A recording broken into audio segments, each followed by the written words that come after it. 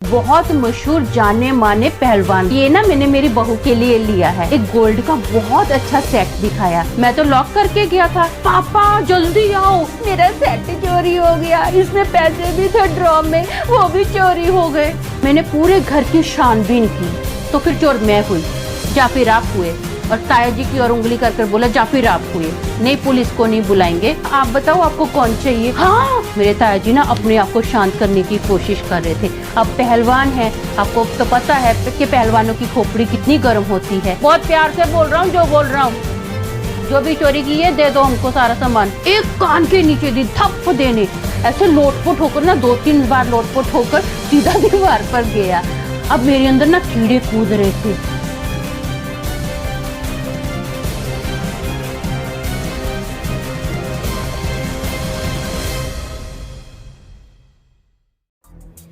कभी कभी इंसान की जरूरतें या फिर उसका लालच उसको गलत रास्ते पर ले आता है। इस अंधकार से भरी तराइयों की अपनी कुछ शर्तें होती हैं, जिसका भुगतान इसमें चलने वाले हर मुसाफिर को भरना पड़ता है। आज का किस्सा मेरी डायरी में इसीलिए दर्ज हुआ क्योंकि चोरों ने इस शहर के सबसे मशहूर पहलवान के घर में चोरी करने की जरूरत की।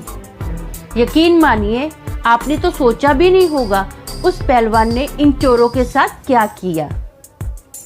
हेलो दोस्तों, मेरा नाम अमन है। मैं आप सभी का मेरे YouTube चैनल 50-50 ब्लॉग में स्वागत करती हूँ। उम्मीद करती हूँ कि आप सभी अच्छे और स्वस्थ होंगे। आप मेरे चैनल को लाइक कीजिए, शेयर कीजिए, सब्सक्राइब कीजिए और हाँ, बेल आइकन को दबाना मत भूलना ताकि आपको आने वाले वीडियो के नोटिफिकेशंस मिलते रहें। दोस्तों, मेरे एक ताया जी थे जो कि हमारे साथ में नहीं रहते थे, वो किसी दूसरे शहर में रहते थे। मेरे जो ताया जी थे ना, वो रिटायर्ड टीचर थे और अपने समय के बहुत मशहूर जाने माने पहलवान भी थे।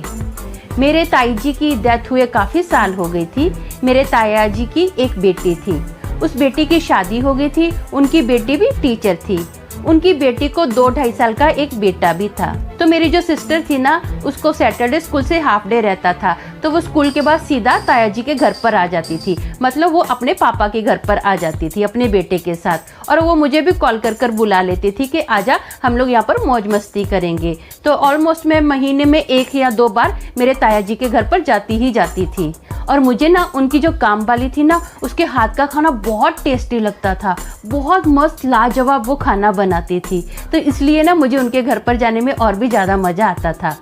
एक दिन क्या हुआ, मेरी कज़न का ना फ़ोन आया और उसने मुझे बोला कि मैं गर्मी की छुट्टियां हो गई हैं, अभी क्या है कुछ दिन के लिए पापा के घर पर आई हूँ, तू भी आ जा, हम लोग मौज मस्ती करेंगे, नाचेंगे, गाएंगे, ऐश करेंगे और क्या। तो मैंने भी क्या किया, अपना बोरी बिस्तरा उठाया और वहाँ पर टपक गई। अब गई, हम लोगों ने एक दिन तो मस्त पिक्चर वगैरह देखी, खाए पिया, आराम किया और सो गए। नेक्स्ट डे ना मेरी सिस्टर ने मुझे ना एक गोल्ड का बहुत अच्छा सेट दिखाया। बोले ये देख सेट, बोले ये ना मैंने मेरी बहू के लिए लिया है। वो जो सेट था ना, बहुत महंगा, बहुत खूबसूरत था और बहुत प्यारा लग रहा था। तो उसने जैसे बोला ना ये सेट मैंने मेरी बहू के लिए लिया है, तो मैंने उसको बोला है क्या, बोली बोले हाँ ये सेट मैंने मेरी बहू के लिए लिया है। तो मैंने दीदी को बोला, दीदी आपका बेटा 2-2.5 साल का है और आपने अभी से अपनी बहू के लिए शॉपिंग करनी स्टार्ट कर दी। हाँ, इसके ज़माने में कौन सा डिज़ाइन होगा, क्या होगा, हमको क्या पता है। आप कितने कंजूस हो दीदी, आपने ताई जी के जितने भी गहने थे सब लॉकर में जमा कर दिए और आप ये भी बोल रहे हो कि मैं लॉकर में डाल दूंगी, आप खुद क्यों नहीं पहनते हो। तो दीदी बोले ये मुझे कुछ पहनने दे तो ना। बोले मैं ये कुछ नहीं मुझे पहनने देता, बोले मेरे कान का हो, नाक का हो, गले का हो, सब चीज़ें बोले उतार के फेंक देता है। बोले मेरे नाक के तो अनगिनत कोके इसने फेंक दिए हैं। बोले एक दिन इसने मेरे कान की बाली ना ऐसे उतार कर दूर फेंक दी, वो तो शुक्र है मुझे मिल गई। बोले इसलिए मैंने उस दिन से पहनना ही बंद कर दिया। बोले ये मेरा बेटा जो है ना बहुत शरारती है, बोले बाबा इसने मेरे नाक में दम करके रखा है। बोले एक दिन मैं स्कूल में गई हूँ और इसने अपनी दादी को बाथरूम में लॉक कर दिया, बेचारी जोर जोर से चिल्ला रही है दरवाजा खोलो, दरवाजा खोलो। बोले पड़ोसियों ने आकर दरवाजा खोला, फिर वो बाथरूम से निकली। बोले वो दरवाजा भी खुला था, कहीं बाहर निकल जाता तो। बोले बहुत शरारती है, बोले एक नंबर का बदमाश है, बोले एक दिन तो फोन लगाया किसी को और हेलो हेलो बोल रहा है। जब मैंने फोन लिया तो मैंने पूछा भाई साहब आप कौन हो, तो सामने वाला बोलता है आपने कॉल किया है ना, आप बताओ आपको कौन चाहिए। तो बोले मैंने बोला सॉरी मेरे बेटे ने ना गलती से आपको फोन लगा दिया। बोले बहुत बदमाश है, बोले महाशाना है। तो मैंने मेरी दीदी को मस्ती में बोला दीदी बच्चे माँ बाप पर ही जाते हैं ना। तो मेरी दीदी ने क्या किया, चप्पल उठाई और मुझे मारा जोर से, बोले कुत्ती बताती हूँ तेरे को माँ बाप पर जाते हैं। तो मैंने दीदी को बोला दीदी ठीक है चलो अच्छी बात है कि आपने अपनी बहू के लिए सोचा है, लेकिन अभी आपकी भी उम्र है, आप भी थोड़ा फैशन वगैरह करा करो, ऐसा मत रहा करो। तो ये अपना अभी काम वाली को काम करना था वहाँ पर, तो हम लोगों ने क्या किया सब पैक किया और हम लोग नीचे के रूम में आ गए। अभी इसके बाद क्या हुआ, दीदी बोले चल आज शाम को हम लोग मेला देखने जाते हैं। तो मैंने बोला ठीक है दीदी। हम घर के बाजू में ही एक मेला लगा हुआ था, तो हम लोग शाम को मैं अंकल दीदी उनका बेटा हम सभी लोग मेला देखने गए। हमने वहाँ पर ना बहुत सारी राइड पर एंजॉय किया, बहुत घूमे फिरे, मस्त खाना पीना खाया और रात को घर पर आ गए। वहाँ पर ना एक पिक्चर का पोस्टर लगा हुआ था, तो दीदी बोले चल कल हम लोग ना ये पिक्चर देखने चलते हैं। मैंने बोला हाँ दीदी मुझे भी ये पिक्चर देखनी थी, मेरा भी बहुत दिल करता था ये पिक्चर देखने के लिए, चलो चलते हैं। तो दीदी बोले हाँ, बोले हम लोग ना अब भी क्या करते हैं टिकट बुक करवा देते हैं और कल ये पिक्चर देखने चलेंगे। तो मैंने भी बोला हाँ दीदी मेरे को भी बहुत एक्साइटमेंट हो रही है, मेरा भी बहुत दिल था ये मैं पिक्चर देखूं। मैं जानती हूँ कि आपको ना वो पिक्चर का नाम जानने की एक्साइटमेंट हो रही होगी, लेकिन मैंने भी जानबूझकर नहीं बोला क्योंकि मेरा भी जासूसी दिमाग है, मुझे भी तो सस्पेंस थोड़ा लंबा करना था। एनीवे ज्यादा लंबा नहीं करती हूँ। उस पिक्चर का नाम था कुछ कुछ होता है, हम सबकी वो फेवरेट मूवी पक्का मुझे पता है कि होगी। तो हम लोग शाम को घर पर आए, खाना पीना खाया और सो गए। अब नेक्स्ट डे पिक्चर देखने जाना था, तो हमने ऐसा पिक्चर की टिकट फिक्स की ना कि हम लोग दोपहर का खाना खाएंगे, उसके बाद अपना मूवी देखने जाएंगे। जैसी काम वाली है उसने अपना काम वगैरह किया सारा और अपना वो निकल गई। हम लोगों ने खाना पीना खाया और हम लोग भी अपना पिक्चर में निकल गए। अब पिक्चर में गए हैं, हम लोगों ने पिक्चर में बहुत एंजॉय किया, शॉपिंग वॉपिंग भी की और रात को ना आते हुए थोड़ा देरी हो गई। तो जैसे हम लोग घर पर आए ना, तो ताया जी ने क्या किया, पहले से ही ना अपनी जेब से चाबी निकाल ली लॉक खोलने के लिए। जब ताया जी ने लॉक खोलने के लिए चाबी निकाली ना, देखा कड़ी लगी हुई है लेकिन लॉक नहीं है। तो ताया जी बोले ये लॉक कहाँ गया। तो मेरे दीदी बोले शायद आप ना ताला लगाना भूल गए होगे। तो ताया जी बोले नहीं नहीं मैंने ना शायद ताला लगाया था। मैंने बोला हाँ ताया जी आपने ताला अच्छे से लगाया है, मुझे याद है। तो फिर ताया जी बोले ये ताला कहाँ चला गया। तो अभी समझ में नहीं आ रहा था, तो दीदी बोले चलो देखते हैं, शायद आप भूल गए होगे। दीदी ने मेरी बात को ऐसे लेट गो किया, बोले शायद आप भूल गए होगे, हम लोग अंदर चलते हैं। अब जैसे ही हम लोग अंदर गए ना, तो सीधा हमने हॉल में देखा ताया जी का ना जो कबाड़ था ना उसका पूरा दरवाजा खुला था। ताया जी बोले कबाड़ का दरवाजा भी खुला है, मैं तो लॉक करके गया था। बोले 100% मुझे याद है। बोले दे गुच्छा निकाला चाबियों का, बोले ये देख कबाड़ की चाबियां। तो हम लोग फट से अंदर गए, देखा ताया जी के कबाड़ का ना ड्रॉ खुला है। तो दीदी फट से अपने रूम में गए, फटाफट अपने रूम में गए। तो उन्होंने ना जोर से बोला पापा जल्दी आओ। हम लोग भाग के दीदी के रूम में गए। जब दीदी के रूम में देखा ना, तो उनका जो अपना उन्होंने मुझे गोल्ड का सेट दिखाया था ना, वो सेट का वो जो बॉक्स था ना वो बेड पर पड़ा था और उनका कबाड़ भी खुला था। दीदी जोर जोर से रोने लग गए, पापा मेरा सेट चोरी हो गया, मेरा सेट चोरी हो गया, इसमें पैसे भी थे ड्रॉ में वो भी चोरी हो गए। अब दीदी ऐसे रो रहे हैं। तो मेरे अंकल ने क्या किया, ताऊ जी ने मतलब उन्होंने मेरे दीदी को उनका सर अपने कंधे पर रखा। उन्होंने बोला बेटा तू रो मत, मैं तुझे दूसरा सेट ला दूंगा, इन चीज़ों के लिए तू रो मत। तो जैसे वो ऐसे दीदी को समझा रहे हैं, हौसला दे रहे हैं, तो मैंने क्या किया, मैंने पूरे घर की छानबीन की। मैं पूरे घर की एक एक चीज़ ना बहुत अच्छे से नोट की मैंने। तो मैं दीदी और ताया जी के पास आई और मैंने उनको बोला ये पक्का जो चोर है ना वो आपके घर की काम वाली है। तो मेरे दीदी बोले तू कैसे बोल सकती है। तो मैंने बोला दीदी ये आप कबाड़ को ध्यान से देखिए, जिस हिसाब से इसका लॉक टूटा हुआ है ना, ये एक कारपेंटर का ही काम है और ये जो कारपेंटर है ये उसका पति है, इसलिए मुझे उस पर डाउट है। और जो कबाड़ के दरवाजे हैं ना, वो सिर्फ आपके कबाड़ का और ताया जी के कबाड़ का लॉक टूटा है, ताई जी के कबाड़ का लॉक नहीं टूटा है। और मैंने गेस्ट रूम में भी देखा है, सब चीजें एकदम परफेक्ट पड़ी हैं अपनी अपनी जगह पर, एक भी सामान हिला हुआ नहीं है। और आपने जिस दिन मुझे ये गोल्ड का सेट दिखाया था, काम वाली इस रूम में पोता करने के लिए आई थी और हमने बोला था कि हम लोग चलो नीचे चलते हैं, इसको काम करने दो। तो काम वाली ने ये सब देखा है। और जो ताया जी का उधर है ड्रॉ है, उसमें 2 ड्रॉ ही खुले हैं उसके, जिसमें ताया जी की घड़ी पर्स वगैरह रहता था और जिसमें ताया जी का पैसा रहता था, सिर्फ वही ड्रॉ खुले हैं। तो ये काम वाली का ही काम है। तो दीदी बोले नहीं नहीं नहीं, वो नहीं हो सकती। बोले जब मम्मी हॉस्पिटल में थे ना, बोले मैं पूरा घर उसके हवाले करके जाती थी, तब तो उसने कोई चोरी नहीं की। मैंने बोला दीदी आप चोर को रखवाली करने के लिए बोला है, तो वो प्रूफ नहीं देगा आपको कि मैंने चोरी की है। उसने उस टाइम पर चोरी की कि जब किसी को प्रूफ ना मिले। और मैंने दीदी को बोला दीदी मेरा इस बात पर पक्का यकीन है। तो मैंने दीदी को बॉटल दिखाई, दीदी ये जो बॉटल है ये काम वाली की है। बोले हाँ ये काम वाली की है। तो मैंने बोला दीदी वो फिर से आई थी और वो अपनी बॉटल भूल के गई है। दीदी बोले नहीं नहीं नहीं, वो बोले पहले से भूल कर गई है। मैंने बोला दीदी मैं 100% श्योर थी कि वो अपने हाथ में बॉटल लेकर गई है। फिर मैंने मेरी जेब से एक चश्मा निकाला, मैंने वो चश्मा दिखाया, दीदी ये जो चश्मा है उसके पति का है, क्योंकि जब मैं लास्ट टाइम आई थी और आपने घर की खिड़की ठीक करवाई थी ना, तो वो उसका पति चश्मा डालकर घर की खिड़की का काम कर रहा था। तो इससे बड़ा प्रूफ क्या हो सकता है। देखो ये जो चोर है ना, उसको 100% पता है कि पैसा कहाँ है, गहने कहाँ है।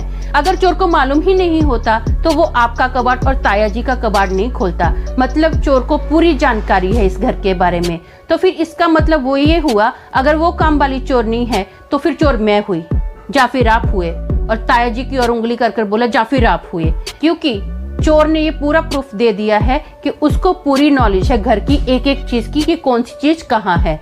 तो दीदी को मैंने अभी इतने सारे प्रूफ दे दिए थे ना, तो दीदी बोले हाँ, बोले हम लोग ना ऐसा करते पुलिस को बुलाते हैं।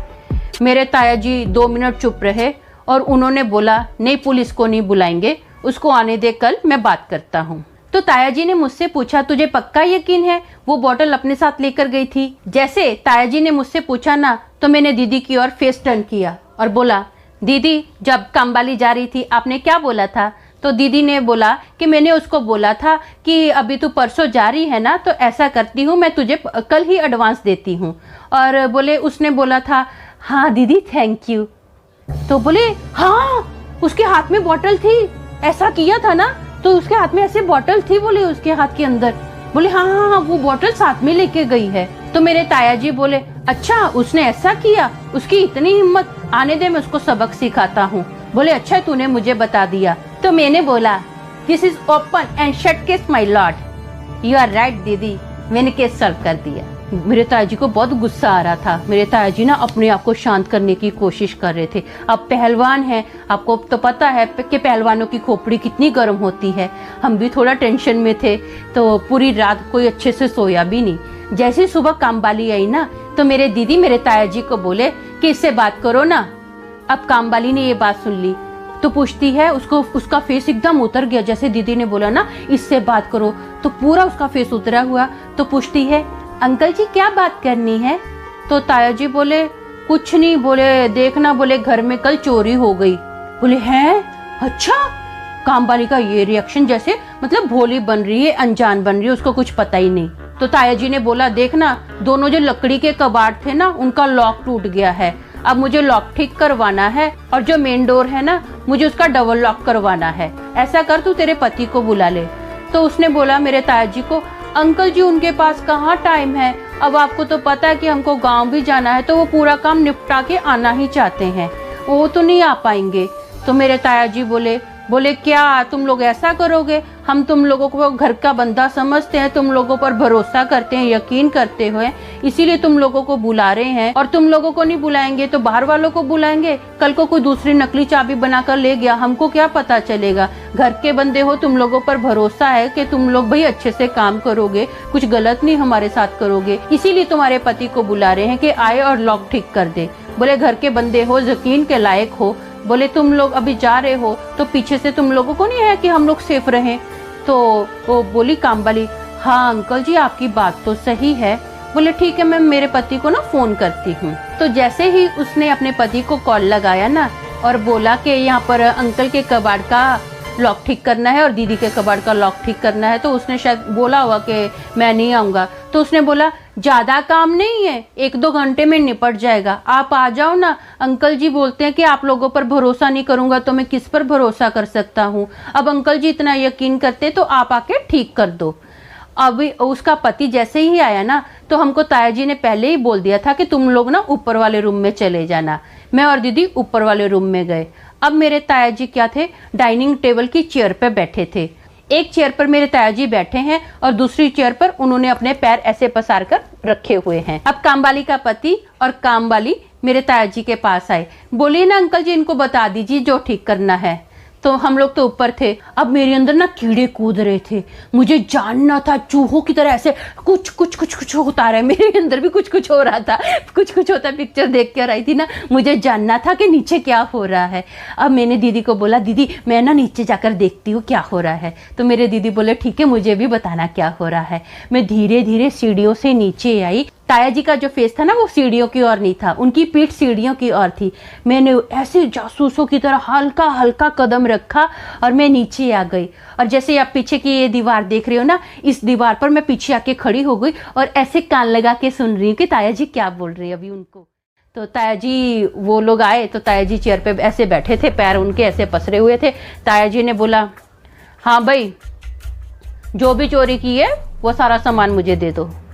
तो उसका पति बोला, अंकल जी क्या बोल रहे हो? बोले बहुत प्यार से बोल रहा हूँ, जो बोल रहा हूँ, जो भी चोरी की है दे दो हमको सारा सामान। तो कामवाली बोली, आप ऐसा कैसा हमको बोल सकते हो, आप हम पे इल्जाम लगा रहे हो। तो मेरे ताया जी चेयर से फट से उठे और उसके पति को ना एक कान के नीचे दी थप्प देने। और उसका पति क्या था, ऐसे लोटपोट होकर ना 2-3 बार लोटपोट होकर सीधा दीवार पर गया। और उसकी पत्नी इतनी डर गई थी ना, बोली अंकल जी नान जी मत मारो जी मेरे पति नु, जो भी सामान मैं ले आनी है, चलो जी आप सामान लेके आइए। तो मेरे अंकल बोले, इसको जाने की जरूरत नहीं है, ये इधर ही रहेगा, तू चुपचाप जो भी मेरा सामान चोरी हुआ है ना शराफत से लेकर आ जा। अब मेरे अंकल का गुस्सा देखकर तो दोनों को पसीने उतर रहे थे। तो बोलती, हाँ अंकल जी मैं लेके आती हूँ। बोले प्लीज अंकल जी माफ कर दो, गलती होगी। हाँ बोले ठीक है, जा तू अपना सामान लेकर आ। अब जो कामवाली का पति था ना वो ऐसे बैठा था जैसे कोई पुलिस के सामने मुजरिम बैठा हो, ऐसे करके ऐसे ऐसे, और बोलता है अंकल जी माफ कर दो जी, मेरे से बहुत बड़ी गलती होगी, प्लीज माफ कर दो, मेरे को इंज नहीं करना चाहिए सी। तो अंकल बोले ठीक है, टिकट कभी की है? बोले परसों की। बोले हाथ में कुछ पैसा वैसा है? बोले नहीं जी वो थोड़ा जी पैसा का, पैसे की तो बहुत सख्त जरूरत थी, मतलब पैसे की बहुत जरूरत थी। बोले मेरे को पैसे की बहुत जरूरत है, गांव में भी जाना है, इसीलिए मैंने ये गलत कदम उठा लिया। तो मेरे अंकल ने आवाज दी, बोले अमन इधर आ। अब जैसे मेरे अंकल ने बोला ना अमन इधर आ, मैं तो बाप रे, मेरे तो पसीने उतर गए कि ताया जी को कैसे पता कि मैं दीवार के पीछे हूँ। अब रूल नंबर 1 जासूसी का ये है कि जब आप पकड़े जाओ ना तो आप एकदम मासूम अनजान भोले बन के सबके सामने आ जाओ। तो मैंने भी वैसा ही किया। मैंने बोला जी ताया जी। तो ताया जी बोले जा तेरी दीदी को बोल इन लोगों के लिए 10,000 रुपया दे दे। मैंने बोला ठीक है ताया जी। अब मैं ऊपर गई और दीदी को बोला कि ताया जी ने 10,000 रुपया मांगा है। तो ताया जी ने क्या किया, दीदी ने तो पहले ही उनको बोला था कि मैं तुम लोगों को एडवांस दे दूंगी। तो दीदी ने 10,000 रुपया निकाला। वो जो पर्स हम लोग पिक्चर देखने गए थे ना उसी पर्स में 10,000 रुपया भी था, हम लोग अपना जस्ट निकाल कर ही लाए थे घर पर। तो दीदी ने बोला ऐसा कर तू इधर ही रुक, मैं पैसा देने जाती हूँ। अब दीदी पैसा देने के लिए नीचे उतरी तो मैं भी अभी फिर से चुपके सीढ़ियों के पास आ गई और मैं सीढ़ियों के पास से देख रही हूँ। इतने में कामवाली आ गई, उसने जो भी सामान था जो भी पैसा था सब चीज़ें ताया जी को दे दी और बोली अंकल जी ये लो। तो दीदी ने वो उन लोगों को वो पैसा दिया। दीदी ने बोला ये लो तुम लोग पैसा रखो। हम लोगों ने तो सोचा था कि तुम लोगों का पूरा इलाज करवा देंगे, लेकिन दीदी ने बोला कि नेक्स्ट टाइम तुम लोग मेरे घर पर मत आना, हम लोग तुम लोगों का इलाज करवा देंगे लेकिन हमारे घर पर तुम लोग नहीं चाहिए। और दीदी ने ये भी उसको दिया कि ये ले तेरे पानी की बोतल जो तू इधर भूल गई थी, ये वही बोतल है ना जो डॉक्टर ने तुझे दी है, स्पेशल यही पानी पीना है, दूसरा पानी नहीं पीना है। तो बोली दीदी प्लीज़ माफ़ कर दो। बोले ऐसा मत करो। दीदी बोले मैंने कुछ नहीं किया है, जो कुछ किया है तुम लोगों ने किया है। हम लोग तुम्हारा इलाज करवाने के लिए सोच रहे थे, तुम्हारा इलाज करवा देंगे। अब मैं अंदर से बहुत खुश थी कि जो मैंने प्रूफ दीदी को दिए, अंकल को दिए, वो सब लोग मेरी ही बातें उन लोगों को बोल रहे थे। मुझे बड़ा मज़ा आ रहा था। तो ये मैंने मेरी जासूसी का केस तो सॉल्व कर दिया फिर से। This is open and shut case my Lord. तो आपने मेरी ज़िंदगी के बारे में तो थोड़ा सुन ही लिया है, अब उसी टॉपिक पर थोड़ी कविता भी सुनिए। ये 50-50 ब्लॉग का स्टाइल है, थोड़ी जिंदगी थोड़ी कविता। कौन गलती नहीं करता है दुनिया में सिवाय उसके जो सहमत नहीं है। ज्ञान की कमी को स्वीकार करना और फिर सीखना बुद्धिमानी है, लेकिन जानबूझकर सुधार से दूर रहना कुछ और नहीं अभिशाप की निशानी है। कुछ और नहीं अभिशाप की निशानी है।